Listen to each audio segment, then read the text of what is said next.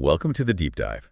Today, we're tackling a connection that might not be top of mind for everyone. Right. How your morning routine, your gut health, and maybe surprisingly, how fast your skin ages are all linked. It's fascinating stuff. And I know our listeners, they want the real insights, not just fluff. So they might be thinking, hold on, my breakfast choices impact wrinkles. Uh-huh. Well, that's exactly what we're digging into. Our mission here is to pull out the key findings from the research. Yeah. We want to show how those first hours really shape this thing called the gut-skin axis and, well, whether you might be speeding up aging without realizing it. And we're talking specifics, right? Not just vague advice, actual habits, actual effects. Yeah, exactly. No generalities. Let's get into it. Okay, so first, this gut-skin axis idea. It's basically the concept that your digestive system's health is directly reflected in your skin. Like a command center, you mentioned. Yeah, think of it that way. The trillions of microbes in your gut, they're constantly talking to your skin, influencing inflammation, hydration, aging. It's all deeply connected. An imbalance there. You often see it on the skin. Okay, so let's pull on that thread. Mm-hmm. One of the first things that really jumped out from the sources was morning coffee. Ah, yes, the classic. Especially coffee on an empty stomach. It feels almost sacrilegious to question it, but the science, well, it seems pretty strong. It really does. See, when that coffee hits your empty stomach, it's quite acidic. It can trigger an overproduction of stomach acid, hydrochloric acid. Okay, but you need stomach acid, right, for digestion? You absolutely do. But the problem is this initial excessive amount can actually make it harder for your stomach to produce enough acid later on when you actually eat food. Ah, I see. So it kind of throws the balance off. Exactly. And that can lead to poor absorption of really crucial stuff, think proteins, minerals. Things your skin desperately needs to stay healthy and, youthful. And it's not just the acid thing, is it? There was also the cortisol connection, that morning buzz we crave. Right, the cortisol spike. Coffee definitely stimulates cortisol, your main stress hormone. Which we naturally have in the morning anyway to wake up. We do, but that extra jolt from coffee, especially without food, can cause a much bigger spike than normal. And that's bad because? Well, chronically high cortisol leads to inflammation throughout the body. And for skin, that means collagen breakdown. Collagen, the stuff that keeps skin firm. The very same.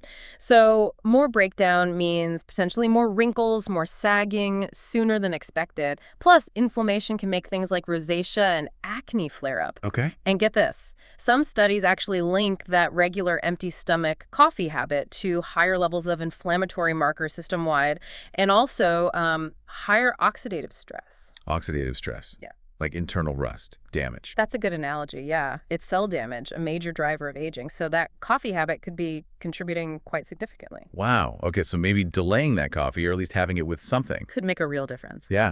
All right, so moving from the coffee hit to maybe the opposite end. Yeah. Skipping breakfast altogether.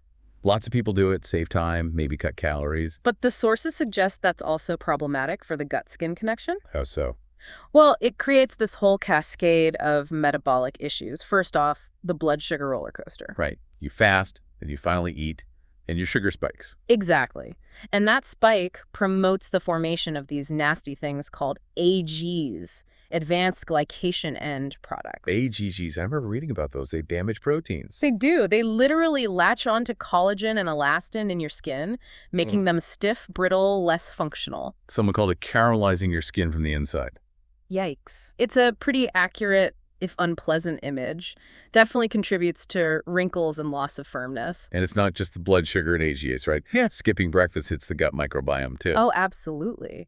Your gut bacteria, they like a regular schedule. Consistent skipping disrupts that balance. You end up favoring the growth of more inflammatory types of bacteria over the beneficial ones. And combined with that potential morning coffee issue, long fasting can also contribute to increase intestinal permeability. Leaky gut. Leaky gut, yeah. Which means stuff that shouldn't get into your bloodstream does. That triggers immune responses, inflammation. Which then shows up on your skin. Mm-hmm. Redness, irritation, faster aging. You got it.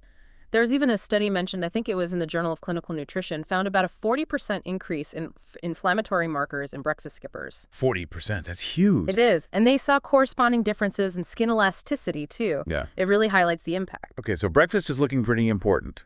Now, what about what's in that breakfast? Let's talk fiber. Often overlooked. Hugely overlooked, especially morning fiber, Yeah. and specifically prebiotic fiber. Prebiotic. Yeah. That's the type that feeds the good gut bacteria. Exactly. It's their food. Think oats, bananas, apples, flax seeds. If you don't get enough of that stuff, especially early in the day, those beneficial bacteria populations decline. And the inflammatory ones increase. Right. It shifts the balance the wrong way. But if I eat veggies later, does the morning fiber really matter that much? It seems to. See, when those good bugs ferment fiber, they produce short-chain fatty acids, or SCFAs. Okay. These SCFAs are amazing. They strengthen your gut barrier, they reduce inflammation system-wide, they even talk to your immune system in ways that benefit the skin. Little messengers, almost. Kind of, yeah. And without enough fiber, you don't get enough SCFAs. Plus, your gut's detox abilities diminish. And you might not produce enough B vitamins or vitamin K, which are also important for skin repair and, anti-aging. Huh. Any evidence linking fiber intake directly to skin appearance? Yeah, there was a study cited British Journal of Dermatology, I believe. People who consistently got at least 25 grams of prebiotic fiber daily. After 12 weeks, they saw measurable improvements. Better skin hydration, better elasticity, fewer fine lines. 25 grams. That's quite a bit. You need to be intentional about that. Definitely. But clearly worth it. Okay, so we've covered coffee, skipping meals, fiber. What about something really basic, like water? Hydration. The silent skin ager, as some call it. Silent ager. How so? Well, think about it. You sleep for, 7 to 8 hours. You wake up naturally a bit dehydrated. Right. Then if the first thing you reach for is coffee or tea diuretics, you're just digging that hole deeper. Makes sense. And dehydration affects skin directly. Absolutely. Skin cells need water to function properly for metabolism, for renewal. Dehydration also messes with digestion, less stomach acid, fewer enzymes. So again, nutrient absorption suffers. And toxin removal. Water helps flush things out, right? Exactly.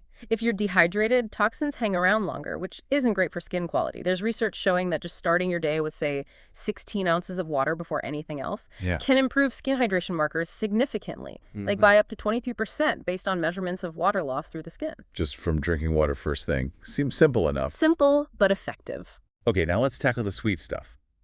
Sugar in breakfast. This one seems obvious, but maybe the amount is surprising. It's often way more than people realize, even in seemingly healthy options. Like what? Give us some examples. Okay, flavored yogurts. Some pack, 29 grams of sugar. Granola, often seen as healthy, can have up to 24 grams. Cereals, average around 19 grams. Wow. And fruit juice.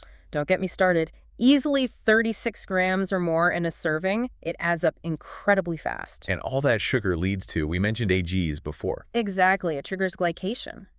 Sugar molecules bind to your collagen and elastin, creating those damaging AGEs we talked about. Making them stiff and dysfunctional, leading to wrinkles, sagging, the caramelization. Precisely. It directly accelerates those visible signs of aging. There was even research mentioned from, I think, the University of California, that even a modest reduction in sugar intake, like 30%, led to measurable improvements in skin elasticity pretty quickly. Some people even looked up to 3 years younger in photos. Just from cutting back sugar. That's compelling.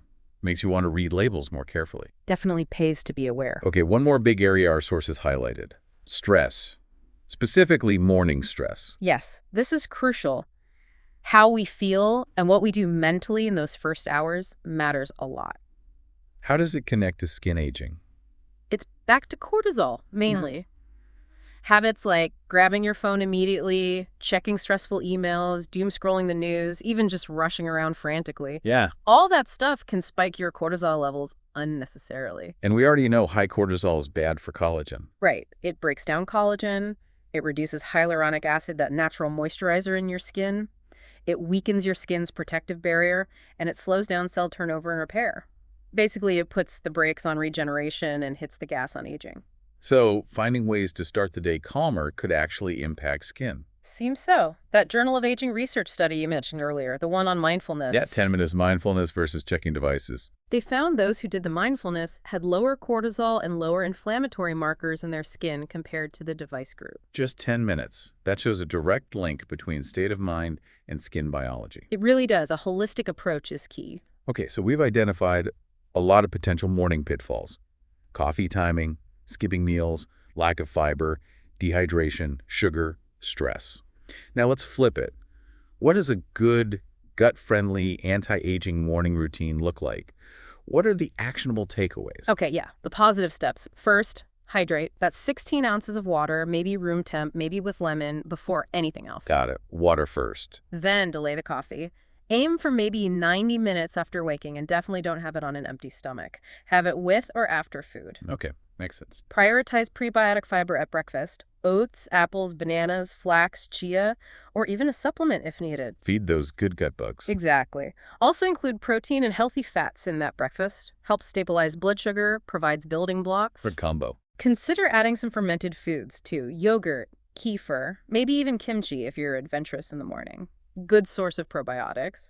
Boost the beneficial bacteria. Practice mindful eating. Slow down, chew properly, minimize distractions, helps digestion. Less stress around eating. Right. And finally, maybe consider a targeted probiotic supplement taken about 30 minutes before your breakfast, just to give your gut that extra support. That's a really solid list. Practical steps people can actually try. Yeah, it's about building better habits, one step at a time. And you mentioned earlier there was even a clinical trial looking at these kinds of habits combined. What were those results again? They sounded pretty impressive. They were really striking. It was a 12-week trial. Participants who adopted these gut-friendly morning habits saw, on average, get ready for this, a 31% reduction in visible fine lines and wrinkles. 31% just for morning habits. Yep. Also, a 28% improvement in skin elasticity. Wow. A 24% reduction in skin redness and irritation. And maybe most telling, a 42% improvement in how satisfied they felt with their own skin's appearance. That's huge. People felt nearly half again better about their skin. It really shows this isn't just theory. These changes translate to real, visible, and felt results. It proves the gut-skin connection is powerful and, importantly, that you have some control. It flips the script a bit, doesn't it? Yeah. Anti-aging isn't just creams and serums. It starts internally, first thing in the morning. That's the core message, really. Nurture your gut in the morning, and your skin will thank you. So wrapping this up, the big takeaway seems clear. Those small, almost unconscious choices we make when we first wake up, they have this ripple effect. Absolutely. Huge impact on gut health and directly, consequentially, on how our skin looks and ages over time. Hopefully this deep dive has kind of cut through the noise, offered some surprising links, but also, really importantly, some concrete steps. Yeah, actionable insights. So maybe the final thought for everyone listening is take a moment. Think about your morning routine right now. Is there anything in there? The immediate coffee, the skipped breakfast, the sugary cereal, the morning news stress that might be kind of silently working against your skin health. It's a powerful question to ask yourself. And consider this. Maybe just changing one thing. Adding that water first. Delaying coffee. Swapping cereal for oats. Even one or two small shifts Could start to make a noticeable difference over time. Not just for your gut, but for that glow, that resilience in your skin. Yeah. Something to explore. Definitely food for thought. Or maybe drink for thought. Start with the water.